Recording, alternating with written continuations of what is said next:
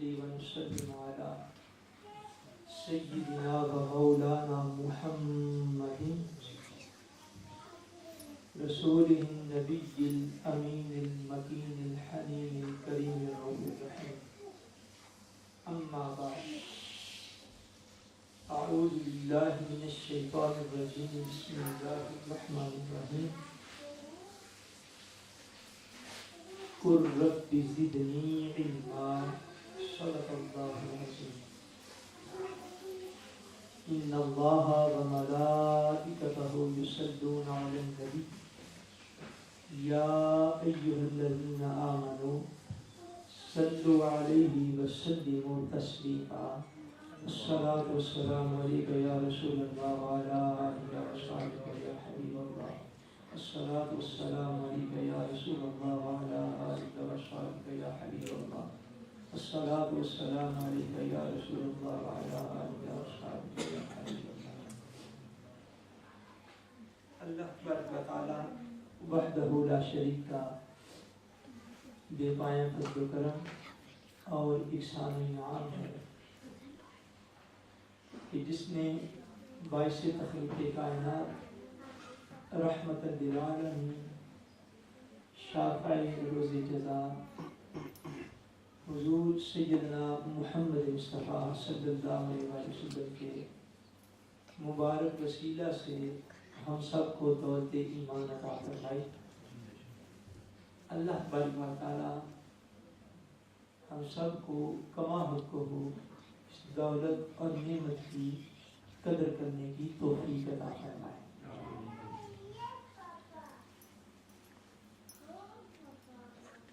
مسلم education forum کے زیر اہتمام ہمارا پہلا نور اسلام سمر کورس جو ہے اس کی آج پہلی نشست جو ہے اس کے اندر ہم حاضر ہیں. آج کی گفتگو جو ہے یہ کورس کے شروع کرنے میں بڑی بنیادی ہے، بڑی اس کی اہمیت ہے اور تمام احباب کو میں عرض کروں گا جو تشریف لائے ہیں وہ بڑی توجہ کے ساتھ ان باتوں کو سنیں اور سمجھیں. اللہ تبارک و تعالی ہم سب کو عمل کی توفیق عطا فرمائے. عرصہ دراز سے الحمدللہ آپ لوگ دین اسلام کے مراکز پر آ رہے ہیں، جا رہے ہیں، اپنی اولادوں کو دین سکھانے کی کوشش کر رہے ہیں، خود بھی کوشش کر رہے ہیں. اور جو عنوان جو ہے وہ ہم نے سلیکٹ کیا ہے وہ اس معاملے میں بڑا بنیادی ہے. ہماری مائیں بہنیں بیٹیاں جو ہیں وہ بھی توجہ کے ساتھ اس کو سنیں. وہ سبجیکٹ یہ ہے کہ علم دین سیکھنے اور سکھانے کے آداب. بڑا عرصہ تک ہم مساجد میں جاتے بھی رہتے ہیں مگر وہ جو بیسکلی کنسیپٹ ہے کہ دین اسلام سیکھنے کی اہمیت کیا ہے اور اس کے آداب اور طور طریقے کیا ہیں، یہ کس طرح سیکھا جاتا ہے. ہم میں سے شاید بہت سے احباب جو ہیں عرصہ دراز 10 سال، چھوٹا عرصہ نہیں ہوتا، بڑی مدت ہوتی، 15 سال، 20 سال یا شاید اس سے بھی زیادہ احباب مراکز میں آتے جاتے رہتے ہیں، لیکن شاید وہ جو سیکھنے سکھانے کے آداب ہیں ان کو مکمل طور پر شاید سارے لوگ جاننے والے نہیں. جب آپ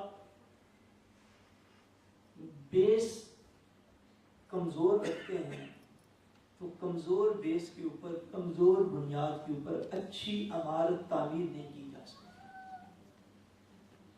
اچھی عمارت بنانی ہو، خوبصورت، مضبوط، مستحکم، پختہ، آپ نے اگر اچھی عمارت بنانی ہے تو اس کے لیے یہ لازمی ہے کہ اچھی بیس پہلے اس کی تیار کی جائے، اس کی بنیادوں کو مضبوط کیا جائے. وہ بنیاد جو ہے وہ علم دین سیکھنے کے آداب جو ہیں، طور طریقے جو ہیں، وہ اس چیز کی ایک بڑی لازمی بنیاد ہے۔ دنیا کے اندر یہ بنیادی بات سمجھ لیں کہ فضیلت کا معیار، عظمت کا معیار، وہ محض صرف اور صرف علم ہے۔ صرف اور صرف کیا بولیے؟ علم۔ عظمت، فضیلت، بزرگی بین الاقوامی طور پر بھی، انٹرنیشنل سطح پر بھی، قومی سطح پر بھی، اور نجی، معاشرتی اور پرائیویٹ سطح پر بھی، فضیلت اس کو حاصل ہے جو علم کے میدان میں آگے ہوتا ہے، جو نالج کے میدان میں آگے۔ اللہ تبارک و تعالیٰ کے ہاں اسی شخص کی ہی زیادہ فضیلت ہے، کیونکہ علم ہوگا تو تقویٰ آئے گا، تقویٰ ہوگا تو بندہ رب کے قریب ہو جائے گا، اور یہ انتہا ہے دین اسلام کی تبلیغ کی کہ بندہ رب کے قریب ہو جائے۔ ساری ایفرٹس، ساری کوششیں، ساری سفر اس لیے کی جاتی ہے۔ یہ بنیادی فرق ہے، جو تھوڑا ٹائم لیٹ ہو گیا میرے خیال میں آپ گزارا ضرور کریں گے، لیکن یہ بنیادی بات ہے۔ یہ بنیادی فرق ہے اسلامک ایجوکیشن میں اور سیکولر ایجوکیشن میں۔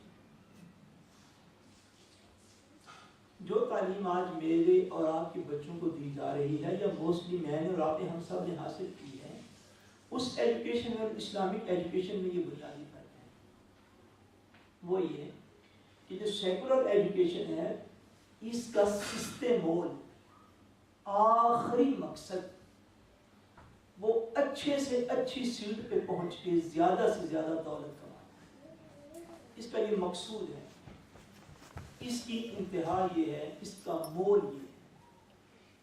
اب ساری ایجوکیشن، اب آپ کے میرے بچے جو ہیں وہ اسکولوں میں جا رہے ہیں، جب تھوپن پہ پہنچیں گے، لاسٹ مرحلے میں پہنچیں گے، تو وہ جو کچھ بھی بن پائیں گے، اس بننے کا جو مول سارا مہیا اس کو کیا جائے گا، اس کے دوران، اس ڈیوریشن کے دوران جب وہ تعلیم حاصل کر رہا ہوگا، مول ایسے مقرر کیے جائیں گے کہ اس جاب میں اتنی تنخواہ ہے، اس جاب میں اتنا پیسہ ہے، اس جاب میں اتنا سٹیٹس ہے، اس جاب میں ایسے ہے، ایسے ہے، ایسے ہے۔ یہ شرق تا غرب، شمال تا جنوب، پوری روئے زمین پر جہاں بھی یہ نظام تعلیم جاری و ساری ہے، جو کہ موسٹلی جو ہے، اس کا مول اور ٹارگٹ اور آخری منزل یہ ہوتی ہے اچھی سے اچھی جاب اور زیادہ سے زیادہ تعلیم۔ یعنی علم کو وسائل کے ساتھ تولا جاتا ہے۔ یہ بات درست ہے؟ بولیے۔ اب اسلامک ایجوکیشن اور اس ایجوکیشن کے مول کے اندر بڑا فرق ہے۔ اسلام بندے کو ایجوکیٹ اس لیے نہیں کرتا کہ اس ایجوکیشن سے دولت زیادہ ہے، اس ایجوکیشن سے وسائل زیادہ ہیں، اس ایجوکیشن سے اسٹیٹس زیادہ مہیا ہو جائے گا۔ اسلام ایجوکیٹ لوگوں کو کرتا ہے اس لیے کہ اس راستے پر چل کر تم اللہ تبارک و تعالیٰ کے قریب ہو سکتے ہو۔ ٹارگٹ کے اندر فرق آ گیا نا، مول کے اندر فرق آ گیا۔ یہاں پہ ایجوکیشن کا مفہوم جو ہے، علم کا مقصد جو ہے، علم برائے حصول روزگار نہیں، علم برائے دولت نہیں، علم برائے سرمایہ نہیں، وہ تو رستے سے گزرنے والی چیزیں ہیں جو خود بخود مل جایا کرتی ہیں۔ یہاں پہ علم اس لیے حاصل کیا جاتا ہے کہ بندہ اللہ تبارک و تعالیٰ کی نافرمانی نہ کرے، وہ اس عظیم نظام کا پابند ہو کے زندگی گزارے جو اس کے مالک نے اس کے لیے پسند فرما دیا۔ یہاں پہ تعلیم اس لیے دی جاتی ہے۔ یہ جو دین کی تعلیم ہے، علم کا لفظ جب بھی بولا جاتا ہے یاد رکھیے گا، مطلقاً جب علم کہا جائے تو اس سے مراد قرآن و حدیث کا ہی علم ہوتا ہے، سیکولر ایجوکیشن اس سے مراد نہیں۔ اور اللہ تبارک و تعالیٰ نے قرآن مجید میں، جو میں نے آیت کریمہ کے قصہ تلاوت کرنے کی سعادت حاصل کی، حضور نبی کریم صلی اللہ علیہ وسلم کو خود ارشاد فرمایا کہ اے میرے حبیب، آپ میری بارگاہ میں دعا کیا کریں یا اللہ کس بات کی؟ فرمایا اے میرے حبیب آپ دعا مانگے اللہ تبارک و تعالیٰ کی بارگاہ میں کہ اے اللہ میرے علم میں اضافہ فرما۔ اب اس بات میں کوئی ڈاؤٹ نہیں ہے مسلم ہمیں کہ اللہ تبارک و تعالیٰ کو کائنات میں جس شخصیت سے سب سے بڑھ کے زیادہ پیار ہے وہ تاجدار کائنات، اور اپنے محبوب کو جب وہ کہتا ہے کہ محبوب تو مجھ سے مانگ، تو وہ جو چیز مانگی گئی وہی سب سے اعلیٰ چیز کی ہے۔ اگر دنیا کے وسائل، دنیا کی تجارت، دنیا کے کاروبار اور دنیا کے یہ سارا ماحول جو آج ہم دیکھ رہے ہیں، اگر یہ زیادہ امپورٹنٹ ہوتے تو اللہ تبارک و تعالیٰ اپنے حبیب کو یہ کچھ مانگنے کا حکم دے دے کہ حبیب تو دولت مانگ، تو اقتدار مانگ، تو سرمایہ مانگ، تو مال اولاد جان جوانی بیٹے مانگ، محبوب یہ تو کچھ مانگ نہیں فرمایا۔ اور حبیب اپنے مولا کی بارگاہ میں جب آپ کے ہاتھ اٹھے دعا کے لیے تو آپ اللہ کی بارگاہ سے علم کو مانگا کہ یا اللہ تو میرے علم میں مسلسل اضافہ فرماتا چلا۔ یعنی یہ سب سے بڑی دولت ہے جو حضور صلی اللہ علیہ وسلم بھی اللہ تبارک و تعالیٰ نے حکم دیا کہ حبیب مجھ سے علم میں زیادتی کی، علم میں اضافے کی دعا۔ علم جو ہے یہی دنیا کے اندر سب سے زیادہ اہمیت اور سب سے زیادہ امپورٹنس رکھتا ہے۔ اب علم دین کو سیکھنے کے اور سکھانے کے کچھ آداب ہیں، آج ہم ان کو پڑھ لیں، سن لیں، یاد رکھ لیں، نوٹ کر لیں۔ وہ آداب جو ہیں وہ یاد رکھنے بڑے لازمی ہیں کہ علم کو حاصل کس لیے کیا جائے، کن کن باتوں سے بچنا ضروری ہے، کن کن باتوں کا کرنا ضروری ہے۔ قرآن مجید میں بھی اللہ تبارک و تعالیٰ نے کئی ایک مقامات پر اس طرف جو ہے وہ اشارہ فرمایا ہے۔ احادیث پاک میں بھی نبی کریم صلی اللہ علیہ وسلم نے اس کی بڑی وضاحت کروائی۔ ایک حدیث پاک جو ہے وہ میں عرض کر کے تو بات کو آگے بڑھاتا ہوں کہ نبی کریم صلی اللہ علیہ وسلم نے ارشاد فرمایا کہ جس شخص نے جب علم دین حاصل کرنا ہے، اس حدیث پاک میں یہ عنوان ہے کہ ان چیزوں سے بچنا ہے۔ فرمایا کہ جس شخص نے علماء پر فخر کرنے کے لیے، علماء پر بولیے فخر کرنے، شاید اگر صحت ٹھیک ہے تو ذرا مجلس کے آداب میں بندہ رہتا تھا۔ فرمایا جس نے علماء پر فخر کرنے اور جاہل لوگوں سے بحث کرنے، دوسری چیز جاہل لوگوں سے بحث کرنے اور لوگوں کو اپنی طرف راغب کرنے کے لیے، لوگوں کو اپنی طرف راغب کرنے کے لیے، فرمایا جس نے ان تین چیزوں کے لیے علم کو حاصل کیا، فرمایا کیا ہوگا؟ جس نے ان تین چیزوں کو حاصل کرنے کے لیے علم کو حاصل کیا، اللہ تبارک و تعالیٰ اس شخص کو جہنم میں داخل کر دے۔ یہ بنیادی باتیں سمجھنے والی، ساری عمر مساجد میں جاتے ہیں اور اگر ان باتوں کا نہیں پتا تو پھر علم دین کے آداب کی سمجھ نہیں ہے۔ علم کو حاصل کیوں کیا جاتا ہے؟ فرمایا اگر کوئی علم حاصل کرے اور اس لیے حاصل کرے کہ وہ کال کو عالم بن جائے گا اور عالم بن کے جو دیگر علماء ہیں ان سے مقابلے کرے گا اور فخر کرے گا ان کے سامنے کہ تمہارے پاس تو یہ ڈگری ہے، میرے پاس تو اس سے بھی بڑی اعلیٰ ڈگری ہے، تم تو تھوڑا پڑھے ہو، میں تو بہت زیادہ پڑھا ہوں۔ دوسری بات فرمایا جاہلوں سے بحث کرنے کے لیے، دنیا میں ہر بندہ ایکول اور برابر نہیں ہوتا، ہر ایک بندے کے علم کا اپنا اپنا معیار ہوتا ہے۔ اللہ تبارک و تعالیٰ نے ارشاد فرمایا سورہ یوسف کے اندر 12ویں پارے کے اللہ تبارک و تعالیٰ نے فرمایا کہ ہر علم والے سے بڑا ایک علم والا ہوتا ہے۔ علم ایک ایسا سمندر ہے جس کی کوئی انتہا سستے گرینڈ سے کوئی نہیں۔ فرمایا ہر علم والے سے اوپر ایک علم والا ہوتا ہے۔ اب جتنا بھی کسی کو نالج ملا، دین میں سے حصہ ملا، فرمایا اگر اس نے یہ سیکھا کہ جو لوگ تھوڑے علم والے ہیں، کم علم ہے، جب میں ان سے بحث کروں گا تو وہ کہیں گے جی کیا بات ہے، بڑا علم ہے اس کے پاس۔ جاہلوں سے بحث کرنے کے لیے. تیسری چیز فرمائی اور جس نے لوگوں کو اپنی طرف راغب کرنے کے لیے. اس لیے دین سیکھا. بھئی فلاں عالم دین تو بہت بڑے عالم دین ہیں, لوگ ان کے جلسوں میں ہزاروں لاکھوں کی تعداد میں جاتے ہیں, یہ طریقہ میں بھی استعمال کرتا ہوں, لوگ مجھے بھی سلامی کریں گے, لوگ میری طرف بھی دیکھیں گے, لوگ میری بھی واہ واہ اور تعریف کریں گے, میری طرف راغب ہو جائیں گے. جو ان باتوں کے لیے علم دین کو سیکھتا ہے, فرمایا یہ 3 باتیں ایسی ہیں جو علم سیکھنے کے باوجود اللہ تبارک و تعالیٰ ایسے بندے کو دوزخ میں داخل کرے. اس کو یہ خیال رہنا چاہیے کہ اگر اس کو اللہ تبارک و تعالیٰ نے دین کا علم دیا ہے, اپنا فضل فرمایا ہے اس کے اوپر, تو وہ لوگوں کو اپنی طرف راغب کرنے کے لیے نہیں, اپنی زبان استعمال کرے, اپنی تحریر استعمال کرے, تقریر استعمال کرے, سارے وسائل, سارے ذرائع, سارا کچھ استعمال کرے, مگر اس لیے کہ لوگوں کو اللہ کی طرف راغب کرے, اللہ کے رسول کی طرف لوگوں کو لے کر جائے, خود درمیان میں اسٹینڈ بن کے نہ کھڑا ہو جائے. فرمایا یہ جو 3 چیزیں علم دین سیکھنے والے ہمیشہ یاد رکھیں, اگر ان 3 چیزوں کی ہوتے ہوئے علم دین حاصل کیا تو ہونے کے باوجود اللہ تبارک و تعالیٰ جہنم میں ہے. یہ علم دین سیکھنے کے آداب میں سے.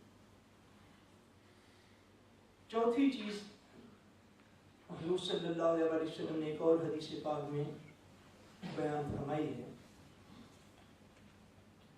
وہ یہ ہے, حضرت ابو ہریرہ رضی اللہ تعالیٰ عنہ روایت فرماتے ہیں, فرماتے ہیں کہ نبی کریم صلی اللہ علیہ وسلم نے ارشاد فرمایا, یہ چوتھی چیز آج اس لیکچر کی, فرمایا جس شخص نے علم دین کو اس لیے سیکھا کہ اس سے دنیا کا مال کمائے,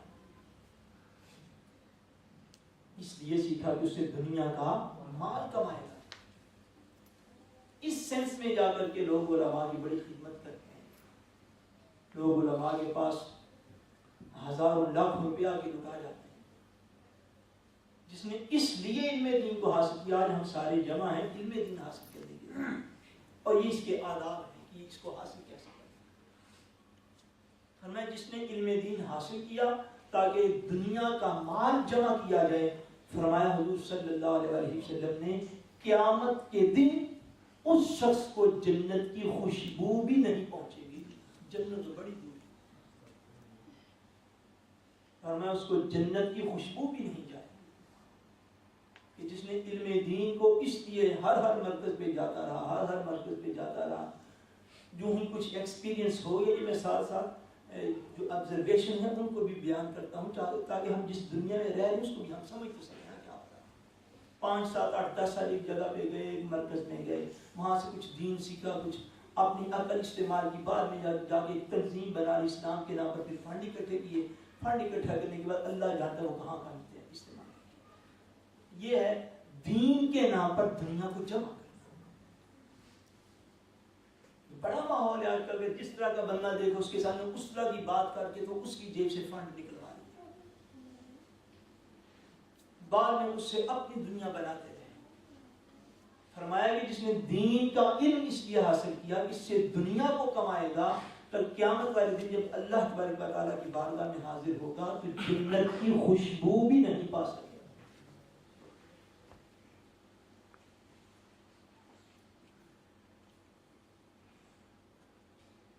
یہ ہے علم دین کے وہ آداب جو علم سیکھتے ہوئے جن کی طرف توجہ کرنا بڑا لازمی ہے کہ بندہ جو ہے وہ علم دین سیکھتے ہوئے آداب کا خیال رکھے.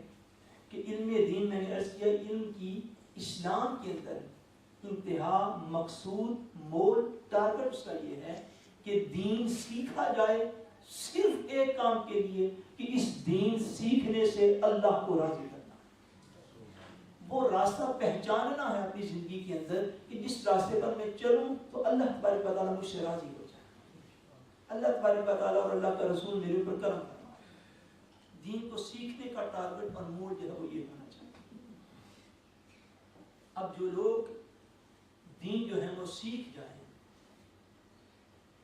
اور سیکھ کر سکھانے کے منصب پر جا پہنچے, اور جنہوں نے محض اللہ تبارک و تعالیٰ کی رضا کے لیے، اس کی خوشنودی کے لیے، اس کو راضی کرنے کے لیے دین کا علم سیکھا، پھر خالق کائنات نے، اس کے پیارے رسول صلی اللہ علیہ وسلم نے پھر ان لوگوں کے بھی پروٹوکول بیان کیا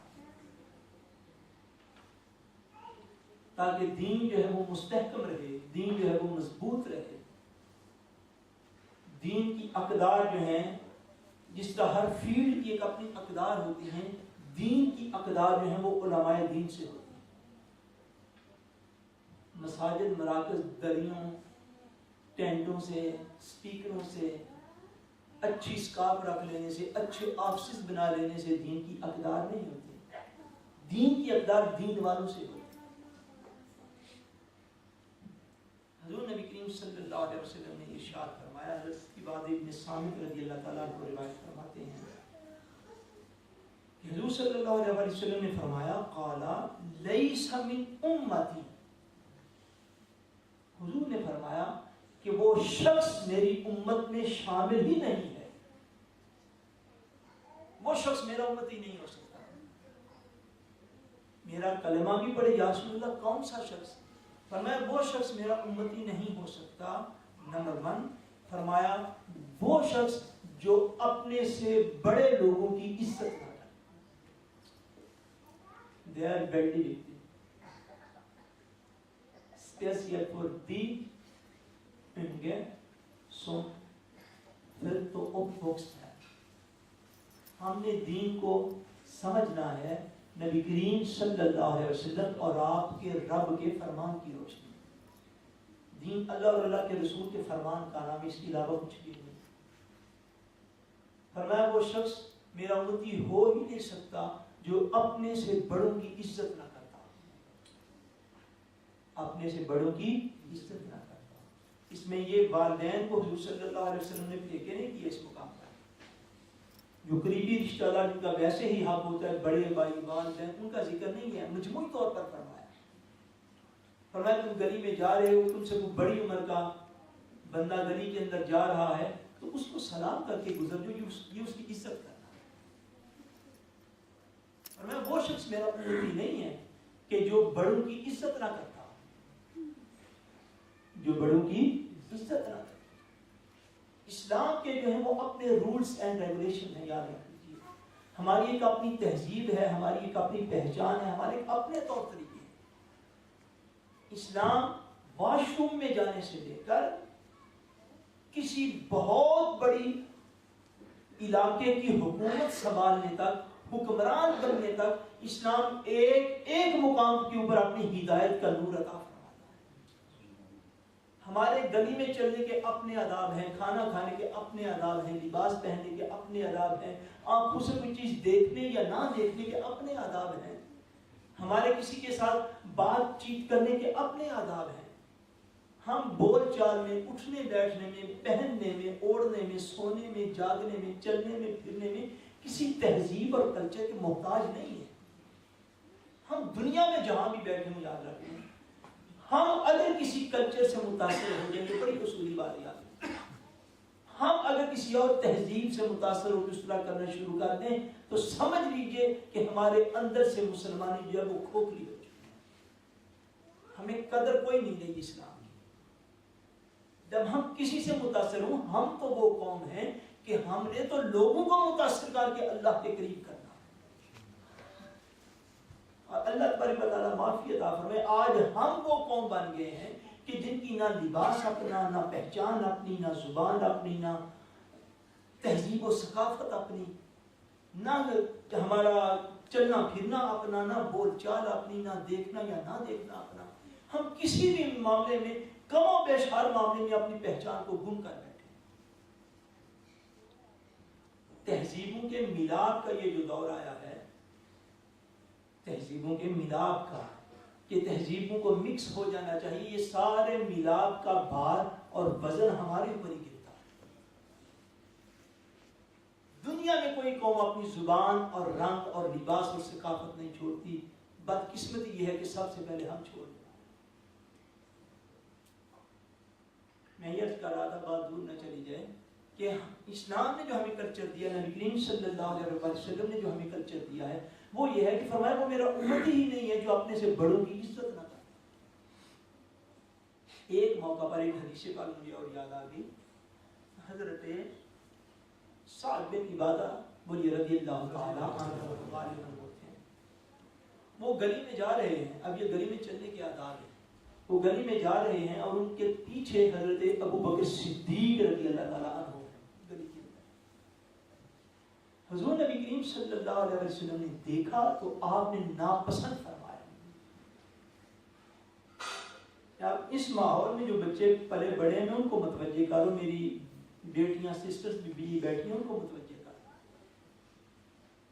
حضور نے حضرت سال کو جو جا رہے تھے یا جو بھی ساتھ ان کو متوجہ فرمایا اور ساتھ ہی ارشاد فرمایا، ان کا نام لے کر جو بھی ان کا نام تھا فرمایا کہ تم گلی کے اندر ابو بکر سے آگے آگے چل رہے ہو۔ میں دیکھو تو صحیح ابو بکر کا میری بارگاہ میں مقام کیا ہے، میں جانتے نہیں یہ سب سے افضل اور اعلیٰ ہے، تم گلی میں ابو بکر کے آگے آگے چل رہے ہو۔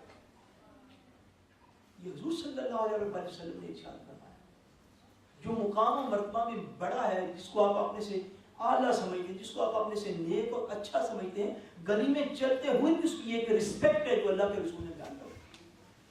وہ جو آگے چلنے والے تھے وہ صحابی رسول نہ تھے، بولیے صحابی تھے حضور، لیکن مقام و مرتبہ چونکہ حضرت صدیق اکبر کا زیادہ تھا، حضور نے ان کو دیکھا تو نام لے کر مخاطب فرمایا تم گلی میں ابو بکر کے آگے چلتے ہو۔ یعنی چلنے پھرنے کے طریقے تک حضور صلی اللہ علیہ وسلم نے بتایا کہ مسلمان چلتا ہوا نظر آئے، اس کی ایک اپنی تہذیب و ثقافت ہے، اس کی ایک اپنی پہچان ہے، یہ اپنے اصولوں کے ساتھ زندہ ہے جہاں پر بھی۔ اور یہ تو ایسے اصول ہیں جن سے تو دنیا کی کسی مملکت نے آج تک یو این او کے چارٹر نے ان چیزوں سے منع تو نہیں کیا، وہ یہ منع کیا ہوا ہے، ہم خود چھوڑے بیٹھے ہیں، ہم خود چھوڑے بیٹھے ہیں، ہمیں اپنے آپ کو یاد کرنا ہے کہ ہم کیا ہیں۔ ساری کی ساری چیزیں ہیں، اب میں بس ایک جملہ بول کے آگے بڑھتا ہوں، ہم ہر چیز میں اپنے اس کلچر کو فالو کیے ہوئے ہیں جو انڈو پاک و مشترکہ کلچر تھا، جو ہندوستان پاکستان کا مشترکہ مسلم اور کافر کا مشترکہ کلچر تھا۔ شادی بیاہ کے موقع پر آپ کسی کے گھر جا کے دیکھ لیں، آپ کو میری بات کی تصدیق ہو جائے، 50 سال پہلے کے رواج جن کی کوئی شرعی حیثیت بولیے تو صحیح نہیں، نہ فرض ہے نہ واجب ہے، بعض تو ناجائز بھی ہیں، یعنی جن کی کچھ کرے پھر بھی کچھ نہیں، کچھ نہ کرے پھر بھی کچھ نہیں۔ 50 سال پہلے کے رواج آج تک ہمارے اندر موجود ہیں، ان کو ہم اپنائے ہوئے ہیں۔ جب ہم بات چھوڑتے ہیں، چھوڑے جی یہ تو یورپ ہے، یہاں بھی ایسا نہیں ہوتا، جب آپ چھوڑتے ہیں وہ چیز رسپیکٹ ہے جس کو ہم نے چھوڑ رکھا ہے، استاد کی رسپیکٹ کو چھوڑ رکھا ہے، علماء اکرام کی رسپیکٹ کو چھوڑ رکھا ہے، دیگر جو یہ اپنے سے بڑی عمر کے افراد ان کی رسپیکٹ کو چھوڑ رکھا ہے، باقی ہر چیز کو ہم اپنائے ہوئے ہیں۔ جی یہاں پہ ایسا نہیں ہوتا، یہاں پہ ایسا نہیں ہوتا، بھائی یہاں پہ شادیاں نہیں کبھی دیکھی، یہاں پہ کیسی ہوتی ہیں شادیوں پر رواج 100 سال کے پہلے آ جاتے، نہیں جی شادیوں پہ ایسا بھی ہوتے ہیں، ہمارے بزرگ ایسا کرتے تھے، it's okay, everything is okay, جتنی دیر تک کوئی شریعت سے نہیں بات ٹکراتی وہ ٹھیک جائز رہتی ہے، ناجائز یا حرام تو نہیں ہوتی۔ لیکن اس بات کو ہمیں سمجھنا ہے کہ ہم نے اس کلچر کو اپنانا ہے جو کلچر رسول اللہ صلی اللہ علیہ وسلم نے ہمیں عطا فرمایا۔ حضور نے فرمایا کہ وہ شخص میری امت میں سے نہیں ہو سکتا، یا رسول اللہ کون سا؟ فرمایا جو بڑی عمر کے افراد کی عزت نہ کرے۔ دوسری بات یا رسول اللہ فرمایا دوسرا وہ شخص جو چھوٹوں کے اوپر رحم نہ کرے، جو اپنے سے چھوٹوں کے اوپر رحم نہ کرتا ہو، جو ان کے ساتھ محبت اور شفقت سے نہ پیش آتا ہو، بات بات پہ بچوں کو ڈانٹ دیا، سب سے پہلا حق تو اپنی اولاد کا ہے، بات بات پہ میں تو بعض بات دیکھتا ہوں تو تھوڑا حیران ہوتا ہوں، اب ایک بچے نے گیم کرنی ہے، تھوڑی دیر بچے نے انجوائے کرنا ہے، کھیلنا ہے اس نے، اب میں نے ایسے والدین دیکھے ہیں کہ جو کھیل کے اوپر بھی بسترنے کرتے ہیں، تو اس میں کھیلنا خاک ہے، وہ کیا کھیلے گا جب کھیل کے اوپر بھی آپ کے بسترنے سے چلے گا، اوے تو نے شارٹ اس طرح کیوں نہیں ماری، تو نے تو ایسے مار دی، یہ تماشائیوں والے کام ہم اولاد کے ساتھ بھی کر جاتے ہیں۔ نہیں، بچوں کے ساتھ، چھوٹوں کے ساتھ، اولاد کے ساتھ رحم کا چسکا، جو انہوں نے تم نے تھوڑا انجوائے کرنا ہے کھیلنا، اس کے اوپر بھی بسترنے سے ہم لے آتے ہیں، نہ لینے پہ آئیں تو تو شریعت کی حد بھی توڑ دیں تو نہ لیں. یہ دیکھ لیں ہمارا ان بیلنس جو ہوا ہے نہ ہم نوٹس لینے پہ ہیں تو کوئی شریعت کی حد بھی اولاد توڑ دے تو اس کو نہ پوچھیں. یہ رمضان شریف آ رہا ہے دل چے تو رمضان کے اندر سرے عام ہماری اولاد باہر کھڑے کے کھانا کھاتی رہے, نہ منع کریں. اور منع کرنے پہ ہیں تو بھائی تم نے اس کا شاٹ کیوں نہیں کھیلا, تمہارے باہر کھیلنے کیوں چلے گئے, تم نے یوں کیوں نہیں کیا, تم نے یوں کیوں نہیں کیا. اچھا کھانے کی ٹیبل کے اوپر بچے کے اوپر بستر میں دو, تم یہ چیز لو, بھائی اس کا جی چاہ رہا ہے تو لے لے, نہیں جی چاہ رہا تو نہ لے. یہ بستر میں کرنے والے تم نے یہ کیوں نہیں کھایا, یہ چیز اس کے کھانے کو دل ہی نہیں چاہ رہا تو آپ زبردستی تو نہ اس کو کھلائیں. اس طرح تو وہ وقت بھی نہیں ہوگا. اچھا یہ چھوٹوں کے اوپر رحم کرنا, شفقت کرنا, پیار کرنا. اگر کوئی ایسی بات کہے کہ اس سے درگزر کرنا شفقت اور پیار سے, پھر اس کو کسی کو سمجھا لیں جب وہ سمجھنے کے موڈ میں ہو. فرمایا وہ میرا امتی نہیں ہو سکتا جو بڑوں کی عزت نہ کرے. یہ چھوٹوں کو حکم دیا, اور بڑوں کو یہ حکم دیا کہ وہ بھی امتی نہیں ہو سکتا کہ جو چھوٹوں کے اوپر رحم نہ کرے. تیسری چیز حضور صلی اللہ علیہ وسلم نے ارشاد فرمایا اور وہ بھی میرا امتی نہیں ہو سکتا جو میرے دین کے علماء کا حق نہ پہچانے. جو حضور کے دین کے علماء کا حق نہ پہچانے. پہلے جو علم دین سیکھنے والے لوگ تھے ان کو فرمایا کہ وہ شخص جہنم میں جائے گا جو دین اس لیے سیکھتا ہے کہ لوگوں کو اپنی طرف متوجہ کرے. یہ اس کے لیے حکم ہو گیا سیکھنے والے کے لیے. جب وہ سکھانے والا بن گیا پھر لوگوں کو حکم دیا, فرمایا وہ شخص میرا امتی ہو ہی نہیں سکتا کہ جو میرے دین کا عالم ہو تو اس کا حق بھی نہ پہچانے, اس کو پتہ ہی نہیں علماء کا مرتبہ کیا ہے. یہ چیزیں جو ہیں یہ میں منبر رسول پہ بیٹھا ہوں اس بات کے اوپر یقین کر لیں کہ یہ چیزیں جو ہیں یہ میں محض اس لیے بیان کر رہا ہوں کہ یہ حضور صلی اللہ علیہ وسلم کے فرمان. میں گناہگار خطا کار آدمی ہوں, میں ان میں سے کسی چیز کے لائق نہیں ہوں, لیکن حضور کا فرمان پہنچانا یہ میری ڈیوٹی میں شامل ہے. آج تو بیٹے حالات بہت اور ہوگی, میں کس طرح ہر چیز بیان کروں. آج تو لوگ رسول کے منبر پہ بیٹھ کے رسول کے بیٹے کی عزت نہیں کرتے. یہ حالت ہو گئی. رسول اللہ کے منبر پہ لوگ بیٹھتے, ہزاروں لاکھوں لوگ ان کے سامنے تھے, رسول اللہ کے داماد کی, رسول اللہ کے صحابہ کی عزت نہیں ہوتا. منبر رسول ہوتا, حق ختم ہو گئے. کس سے کہانیاں باتیں ہیں ساری. علماء کا حق فرمایا کہ جو میری امت کے علماء حق ہیں وہ میرا امتی ہو ہی نہیں سکتا جو میری امت کے علماء کا حق نہ پہچان, ان کو رسپیکٹ نہ دیتا ہوں, ان کی عزت نہ کرتا ہوں, ان کا احترام نہ کرتا ہوں, کیونکہ ان کے احترام سے دین کا احترام قائم, ان کی عزت سے دین کی عزت قائم ہے. ہر فیلڈ کی عزت یاد رکھیے گا, دنیا میں کسی بندے کی کوئی عزت نہیں ہوتی, عزت ہمیشہ منصب کی ہوتی ہے. عزت ہمیشہ کس چیز کی, منصب کی عزت ہوتی ہے. دنیا میں بندے کی کوئی عزت نہیں. یوسف رضا گیلانی کی کوئی عزت نہیں, وزیر اعظم یوسف رضا گیلانی کی اس کے منصب کی وجہ سے عزت. اب بات سمجھ کے فالو کر کے بات. پرسنلی طور پر آصف زرداری صاحب کی کوئی عزت نہیں.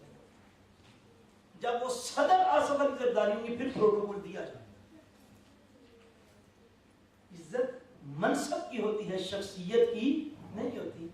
بالکل اسی طرح جس طرح گورنر ہوتا ہے, جس طرح وزیر اعلیٰ ہوتا ہے, وزیر اعظم ہوتا ہے, صدر ہوتا ہے, پرائم منسٹر ہوتا ہے, یعنی شخصیت کی عزت نہیں ہوتی. لیکن وہ چونکہ بیٹھنے والا رسول اللہ کے منبر پہ بیٹھا ہوا ہے, اس منصب کی عزت ہوتی کہ یہ وہ شخص ہے جس کو اللہ نے یہ توفیق دی ہے رسول اللہ کے منبر پہ بیٹھ کے رسول اللہ کا دین جانتا ہے. اب منصب بڑا ہی یاد رکھ لے, منصب بڑا جو ہے وہ وزارتیں عمارتیں ہیں, یا منصب بڑا رسول اللہ کے منبر پہ بیٹھ کے لوگوں کو دین سکھانا. منصب یہ بڑا ہے. سو اس منصب کی اگر عزت نہیں ہوگی تو رسول اللہ نے فرمایا وہ شخص تو میری امت میں شامل ہے کہ جس نے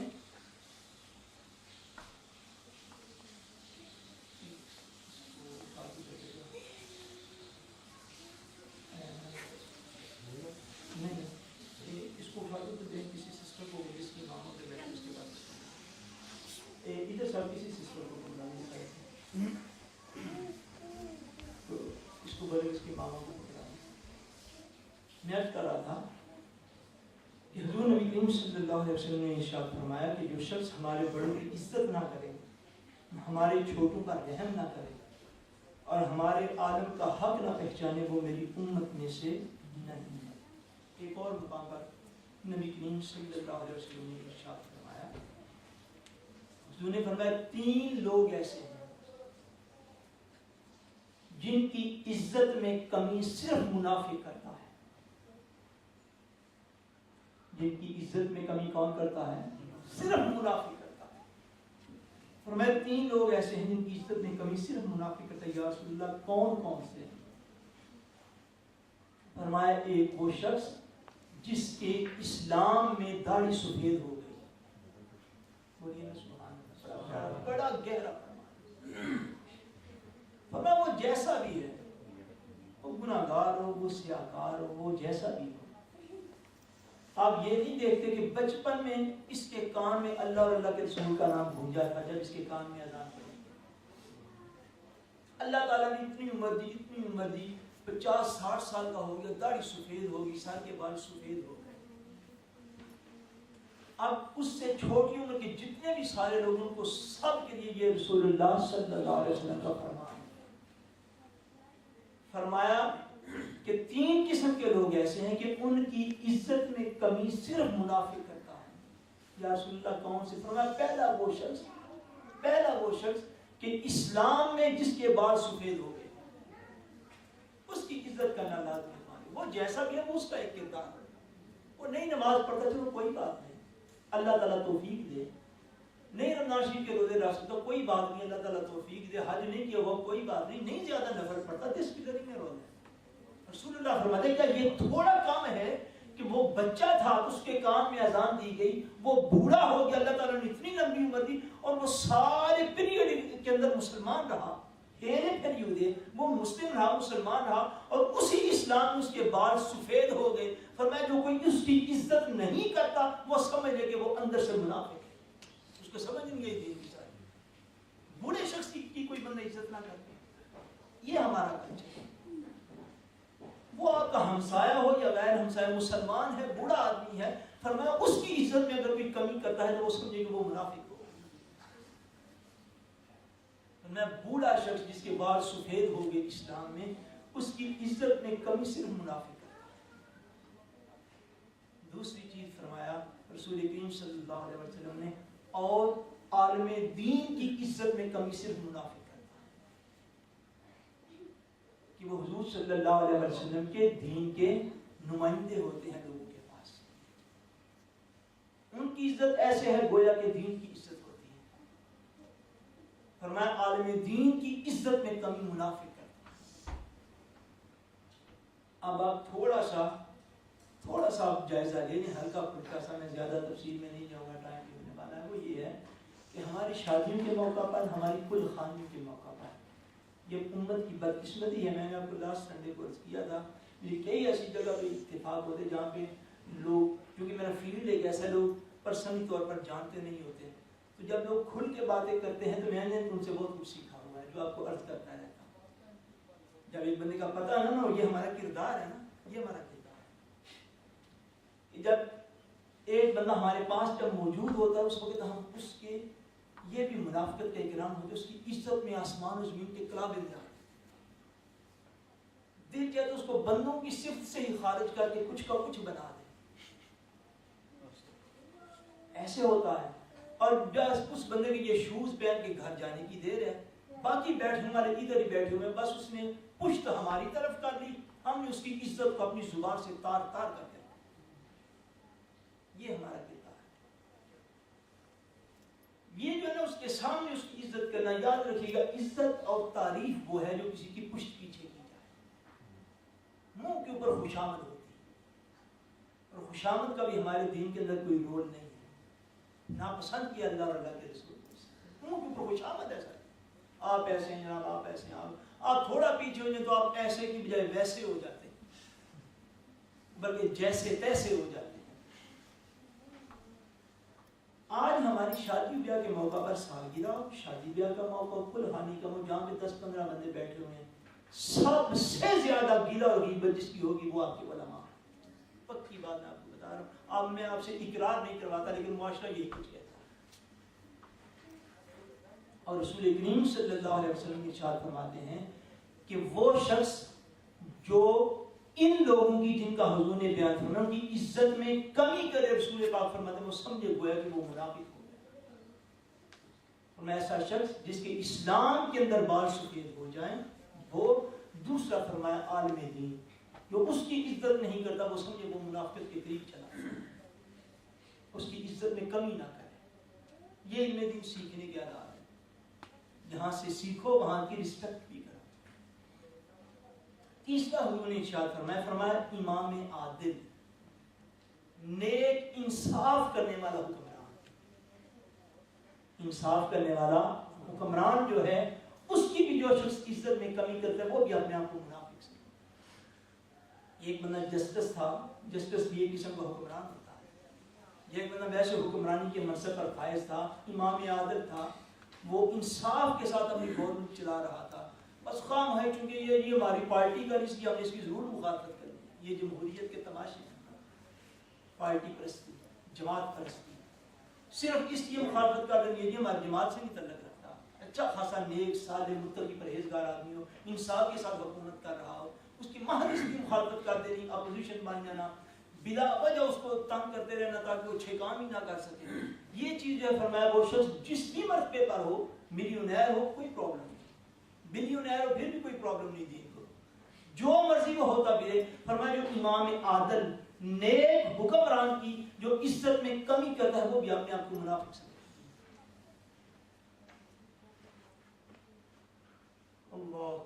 حضور صلی اللہ علیہ وسلم نے ارشاد فرمایا, یہ بس آخری فرمان جو ہے وہ عرض کر کے میں بات کو کلوز کرتا ہوں. حضور صلی اللہ علیہ وسلم نے ارشاد فرمایا ایک مقام پر, یہ بڑا ضروری ارشاد بات ہے. حضور فرماتے ہیں کہ جس شخص نے کسی بندہ کو اللہ کی کتاب کی ایک آیت کی تعلیم دے دی, اللہ کی کتاب کی ایک آیت کی بھی کسی نے کسی کو تعلیم دے دی تو وہ اس جس نے اس سے سیکھا ہے وہ اس سکھانے والے کا مولا ہو گیا. حضور کا فرمان میرے سامنے ہے, میں آپ کو پڑھ دوں. حضور نے فرمایا اس کا مولا ہو گیا, یعنی اس کا آقا ہو گیا, اس کا استاد ہو گیا, جس نے کوئی ایک بھی آیت کسی سے سیکھ لی قرآن مجید کی. فرمایا وہ اس کا مولا ہو گیا. وہ سیکھنے والا کیا کرے؟ فرمایا وہ جس سے اس نے قرآن مجید کو سیکھا ہے وہ اس کو نامراد نہ کرے. یعنی کبھی کام پڑ جائے تو گلی میں دیکھ کے بھاگ نہ جائے, وہ فون کر لے تو بند نہ کر لے, میلنگ بھیج دے تو یہ کبھی واپس سوال پھر باقی نہ کرے, نامراد نہ کرے. فرمایا جس سے اس نے کتاب اللہ کی آیت سیکھے اس کو نامراد نہ کرے, اور فرمایا نہ ہی اپنے آپ کو اس کے اوپر ترجیح دے, نہ ہی اپنے آپ کو اس کے اوپر ترجیح دے. آپ یوں سمجھے کہ بندہ سیکھنے والا بعض اوقات سکھانے والے سے کہیں آگے بڑھ جاتا ہے. ایسا ہوتا ہے کہ نہیں؟ بہت سے شاگرد اپنے اساتذہ سے علمی مقام میں آگے چلے جاتے ہیں, لیکن وہ آگے جانے کے باوجود اس کا تو پھر بھی شاگرد رہتا. فرمایا اپنے آپ کو پھر بھی اس کے اوپر ترجیح نہ دے, اس کو ہمیشہ اچھے الفاظ سے یاد کرے. کیوں کہ اس نے اس شخص سے اللہ کے قرآن کی ایک آیت جو سیکھ لی. کتنی آیتیں میں بول رہا ہوں؟ حضور کا فرمان کتنی آیتیں؟ ایک ہی آیت فرمائے بے شک سیکھی ہو, ایک ہی آیت سیکھی ہو. اخلاقی پستی کا ہمارا یہ حال ہے, ایک آیت کا کہاں درجہ, اور 6666 آیتیں آپ ایک بندے کے پاس بیٹھ کے پڑھ لیں تو آپ اس کی عزت کا ہی نہ پتا ہو, یہ سمجھے آپ کو دین کا پتہ ہی نہیں چلا. وہ تو شاید اپنے اخلاق کی وجہ سے چپ ہے جو اس نے سیکھا ہوا ہے, لیکن آپ اپنا اندازہ فرما لیں. فرمائے کہ جو شخص ایک آیت بھی کسی سے سیکھ لے, رسول اللہ فرماتے ہیں اس کا مولا ہو گیا, اس کا آقا ہو گیا. اب نہ اس کو نامراد کرے اس کا شاگرد, اور فرمایا نہ ہی ایسا کرے کہ اپنے آپ کو کل کلام اس کے اوپر ترجیح دینے لگ جائے. لو جی میں نے ان سے پڑھا تو تھا پر اب میں ان سے بہت اچھا پڑھ لیتا. نہیں, استاد کا جب ذکر خیر کے ساتھ ذکر. بے شک شاگرد بعض اوقات استاد سے بہت آگے نکلتا ہے, ہر عالمی دن کسی نے کسی کا شاگرد ہوتا. حضور نبی کریم صلی اللہ علیہ وسلم نے یہ جو چیزیں بیان فرمائی ہیں یہ آداب صحابہ کرام نے, اہل بیت کرام نے, حضور کی امت کے علماء نے, بڑے احسن طریقے سے انہوں نے یاد رکھے، بڑے احسن طریقے سے یاد رکھے۔ ایک ہی بات، اب زیادہ میں وقت نہیں دوں گا، آگے فرمانے ایک تسبیح تھا جو تھوڑا لمبا تھا، ایکچولی اس کے لیے میں بک لے کر آیا تھا، لیکن اب میں نے اگر وہ شروع کر دیا تو پھر بڑی لیٹ ہو جائے گی۔ اللہ تبارک و تعالیٰ کو منظور ہوا تو پھر میں عرض کر دوں گا۔ ایک بات بس باقی عرض کر کے تو بات کو ختم کرتا ہوں۔ دین سیکھنے اور سکھانے کے آداب میں یہ چیزیں ہیں۔ حضرت امام احمد بن حنبل بولے رحمت اللہ علیہ، فقہ حنبلی کے جو امام، حضرت امام احمد بن حنبل رحمت اللہ تعالی علیہ، آپ جب نماز پڑھتے تھے، دعا مانگتے تھے تو ایک چور کے لیے بڑی دعائیں کرتے تھے۔ کس کے لیے بڑی؟ ان کے محلے میں ایک چور تھا، اس کے لیے بڑی دعا کرتے تھے، یا اللہ اس کو ہدایت عطا فرما، یا اللہ اس کے اوپر کرم فرما، یا اللہ اس کے اوپر فضل فرما۔ جب کبھی طبیعت موڈ میں ہونی، آپ نے اس کے لیے دعا کرنی۔ آپ کا جو بیٹا تھا اس نے کئی دفعہ سنا ذکر، اس کا نام لے لے کر، یا اللہ وہ اس شخص کے اوپر رحم کر، یا اللہ، حالانکہ بالعموم نام لے کر دعا کی نہیں جاتی، یاد رکھیے، نام لے کر دعا کی نہیں جاتی، دعا مجموعی طور پر کی جاتی ہے تاکہ زیادہ سے زیادہ لوگ اس کے اندر شامل ہو سکیں۔ اگر ہم نے نام لے کر دی پھر تو اس کے لیے محدود کر دیا کام۔ جب طبیعت بڑے وجد میں ہوتی ہے نا تو حضرت امام احمد بن حنبل پھر اس کا نام لے کر دعا کر، یا اللہ اس کے اوپر رحم کر، وہ جو بیٹا تھا اس کو پتا تھا یہ تو ہمارے محلے کا چور ہے۔ حضرت امام احمد بن حنبل علیہ الرحمۃ سے ایک دن ان کے بیٹے نے پوچھ لیا کہ ابا جان، آپ کبھی کبھی بڑے جب ذوق میں ہوتے ہیں تو اس چور کا نام لے کر آپ دعائیں کرتے ہیں، آخر اس کی وجہ کیا ہے؟ آپ نے فرمایا اس کی وجہ یہ ہے کہ وہ چور جو ہے وہ میرا محسن ہے۔ وہ کیا ہے؟ بولیے، ہے چور، وہی اس کی عادت ہے، فرمایا وہ میرا بڑا محسن ہے، اس لیے میں اس کے لیے دعا کرتا ہوں۔ انہوں نے فرمایا، عرض کیا بجان وہ کیسے؟ حضرت امام احمد بن حنبل کہتے ہیں شریعت کا ایک مسئلہ بن گیا تھا جس کے اوپر امام احمد بن حنبل کا موقف اور تھا، اور جو اس دور کا حکمران تھا اس کا موقف اور تھا۔ وہ جو موقف کا کلیش ہوا، جب وہ کلیش ہوا تو آپ کو پتہ ہے ہر دور کے اندر بکنے والے لوگ مل جایا کرتے ہیں، یہ آج بھی شروع سے چل رہے ہیں۔ بکنے والے لوگ، مال کے اوپر بک جانے والے، پلاٹوں کے اوپر بک جانے والے، تھوڑی سی عزت دے دو، نیچے سے اٹھا کے کرسی پہ بٹھا دو، اتنے میں بکتے ہوئے لوگ تو میں نے دیکھے ہیں۔ یعنی چھوٹی چھوٹی باتوں میں بک جانے والے لوگ ہر دور میں ہوتے ہیں۔ کوئی بندہ داڑھی یا دستار سے نہیں، بندہ کردار سے ہمیشہ بنتا ہے۔ ہر کردار کے لوگ ہر روپ میں مل جاتے ہیں، ہر روپ میں مل جاتے ہیں۔ جب موقف علیحدہ ہوا تو وہ جو بادشاہ وقت تھا اس کے جو درباری علماء تھے نا، خوش آمدید جو لوگ، علماء نے نہیں کہنا چاہیے لیکن علماء کے روم میں جو بندہ جس روم میں ہے، اگر بندہ دروش شفیع کی وردی پہنے تو اس کو دروش شفیع ہی کہا جائے گا۔ بات سمجھے؟ جو بندہ جو بھی وردی پہنے، بس ڈرائیور کی وردی پہنے تو اس کو بس ڈرائیور کہا تو جائے گا، بے شک وہ زمانے کا ولی ہی کیوں تھا۔ وہ حضرت امام احمد بن حنبل کہ وہ جو بادشاہ کے پاس علماء تھے وہ تھے تو علماء کے روم میں انہوں نے بادشاہ کو خوشامد کی، تھوڑا برغلائے، اس نے کہا کہ احمد بن حنبل کی یہ جرأت، وہ اتنا جری ہو گیا، وہ اتنا اپنے آپ کے اوپر اترانے لگ گیا، فخر اور غرور کرنے لگ گیا کہ بادشاہ کے موقف کو بھی وہ نہیں مانتا۔ بادشاہ نے کہا مجھے کیا کرنا چاہیے؟ انہوں نے کہا کہ آپ احمد بن حنبل کو سزا دیں اور اس کو کوڑے کروائیں۔ یہ وقت کے سب سے بڑی امام کی بات بتا رہا ہے۔ امام احمد بن حنبل کے متعلق بادشاہ نے یہ فیصلہ کر دیا کہ امام احمد بن حنبل سے جا کے یہ مسئلہ پوچھو رحمۃ اللہ تعالیٰ علیہ، اگر وہ اس مسئلے کو اسی طرح بیان کرے جس سے پہلے اس نے بیان کیا، فلاں جگہ پہ فلاں جگہ پہ فلاں جگہ پہ، تو اس کو پکڑ کے کوڑے مارے۔ بادشاہ نے جب یہ ڈسیزن لے لیا، سپاہی چلے گئے، سارے لوگ چلے گئے، بادشاہ نے کہا امام احمد بن حنبل اس مسئلے پر قرآن و حدیث کیا کہتی ہے؟ آپ کا جو موقف تھا آپ نے بیان فرما دیا، آپ نے فرمایا اللہ اور اللہ کا رسول یہ۔ جب بادشاہ اس بات کو نہیں مانتا، تو نہ مانے، میرا اس میں کیا جاتا ہے؟ میرا موقف یہ ہے کہ قرآن و حدیث اس بات کو اس طرح بیان فرماتے ہیں۔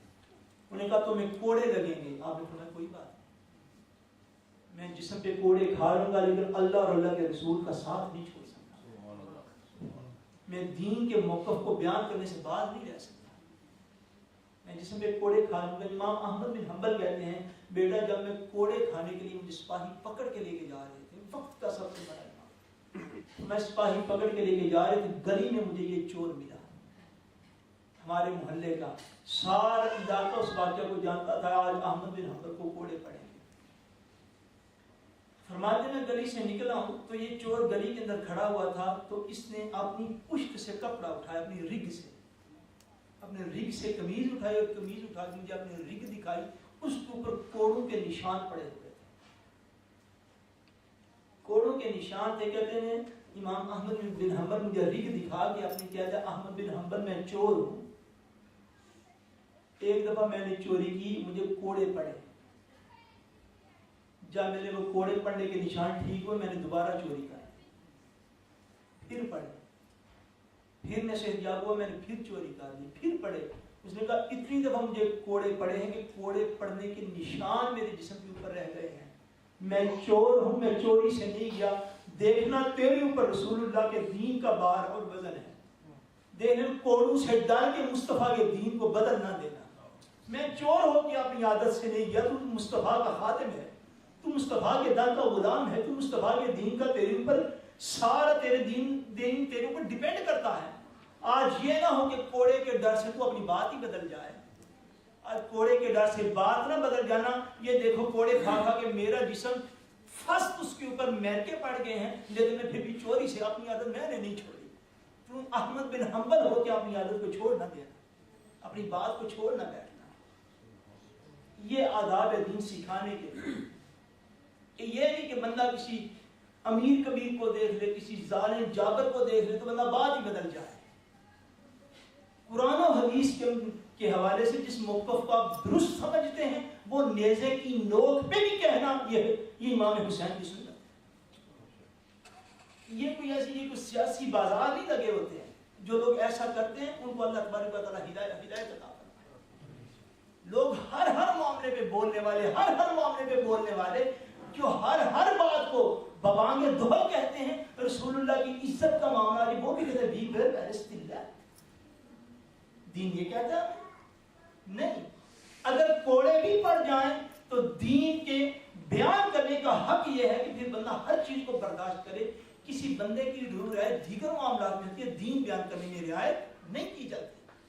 اللہ کا دین اگر کسی نے بیان کرنا ہے تو پھر اس طور پر سیکھ کے بیان کرے کہ پھر اللہ اور اللہ کے رسول کو حاضر ناظر جان کے اس کا بیان کرے، اور صرف انہی کی رضا کے لیے بیان کرے۔ پھر لوگوں کی رضا کے لیے جو بیان کرتے ہیں وہ اس مقام پر پہنچتے ہی نہیں، جو اللہ اور اللہ کے رسول کی رضا کے لیے بیان کرے۔ حضرت امام احمد بن حنبل کا یہ ایک واقعہ بیان کر کے بات کو ختم کرنے لگا ہوں۔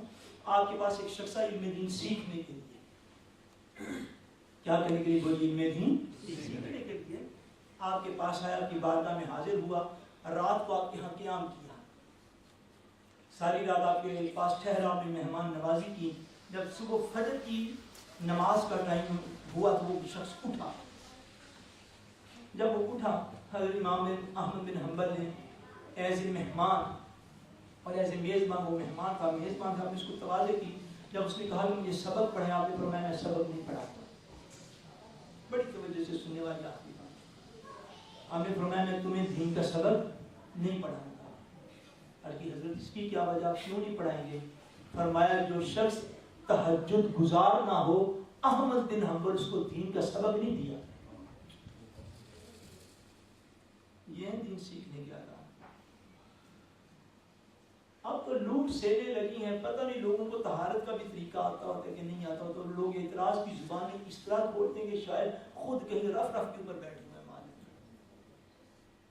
امام احمد بن حنبل نے کہا تم سوئے رہے ہو، میں تمہیں دیکھتا رہا، فرض نماز کے وقت اٹھے ہو، میں تہجد گزار جو شخص نہ ہو میں اس کو دین کا سبق حضور کی حدیث نہیں سنایا۔ دین سیکھنے کے لیے ان آداب کو ہونا بڑا لازمی ہے۔ یہ کوئی معاذ اللہ استغفر اللہ، یہ پھر تو خالی ہے کہ نشے کی سی صورت بن جائے گی نا۔ ایک گھنٹے سے لے کر 2 گھنٹے تک ہم اس مسجد جا رہے ہیں، دوسرے گھنٹے سے لے کر تیسرے گھنٹے تک اس مسجد جا رہے ہیں، تیسرے گھنٹے سے لے کر چوتھے، اگلی سارے شہر کی مسجدیں کیوں ناپتے پھرتے؟ ضرورت کیا ہے؟ اچھا نماز پڑھی یا نہیں وہ تو نہیں، مسجدیں ناپنے کا مطلب کیا؟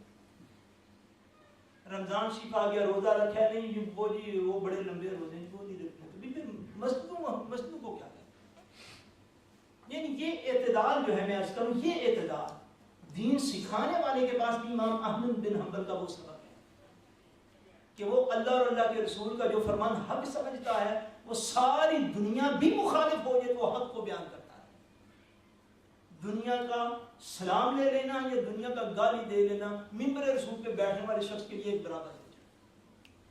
کوئی ہاتھ چومے تو وہ خوش نہ ہو، کوئی دین کی وجہ سے برا بلا کہے تو وہ ناراض نہ ہو۔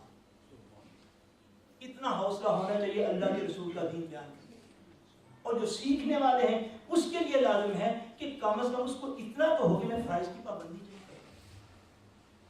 اس دور میں اگر اتنا بھی نہ ہو سکے تو پھر تو یہ خالی میل ملاقات ہی ہے، بعد میں کھانا کھا کے اسلام کا ہو بھی اللہ رکھا ہے۔ جو علم دین سیکھنا لازمی ہے ہر مومن کے لیے، ہر مسلمان کے لیے، اس کا بیان میں آئندہ کروں گا انشاءاللہ، اور اس کی تھوڑی تھوڑی ڈیٹیل جو ہے وہ بیان کروں گا کہ ایک ہے عام لوگوں کا دین کا علم، ایک ہے خاص لوگوں کا دین کا علم۔ ایسا دین کا علم جو میرے آپ کے لیے ہر مسلمان کے لیے سیکھنا مو ہے، مو ویری بگتی، ویری امپورٹنٹ۔ وہ دین کا جو سبق ہے انشاءاللہ تبارک و تعالیٰ نیکسٹ سنڈے کو ہم اس کا بیان کریں گے، اور میں امید کروں گا کہ انشاءاللہ تبارک و تعالیٰ آپ لوگ آج جتنے آئے ہیں اللہ پاک آپ کو جزات عطا فرمائے، آپ اپنے ساتھ بھی کچھ لوگ اور لے کے آئیں تاکہ ہم زیادہ سے زیادہ کامیابی کے ساتھ اس اپنے کورس کو چلا سکیں۔ وما علینا الا البلاغ المبین۔ ابھی ہم